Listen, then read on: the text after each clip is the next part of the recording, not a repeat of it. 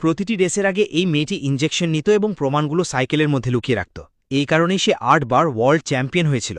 কিন্তু এবার পরিস্থিতি খারাপ হয়ে গেল। কোচের কাছে রেস টিমের ফোন এলো, তারা তার ব্লাড টেস্ট করবে। দুজনেই ভয় পেয়ে গেল, কারণ সে একটু আগেই ড্রাগ নিয়েছিল। মেয়েটি সঙ্গে সঙ্গে পুশ আপ শুরু করল যাতে শরীরে দ্রুত রক্ত চলাচল শুরু হয়। কোচ লিফটের সব বোতাম চেপে দিল যাতে লিফট প্রতিটি ফ্লোরে থামে এবং উপরে পৌঁছাতে বেশি সময় লাগে। অপেক্ষা করার সময় সে মেয়েটিকে প্রচুর পানি খাওয়ালো যাতে ড্রাগ কিছুটা পাতলা হয়ে যায়।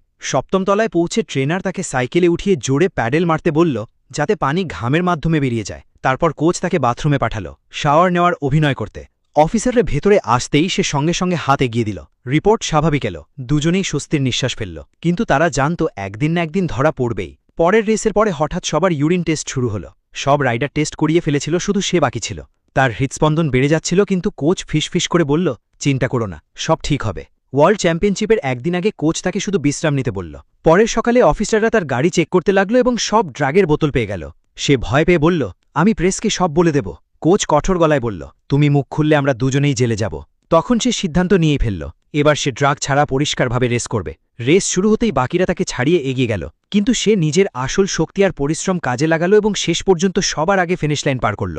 এবার সে সত্যিই জিতেছিল।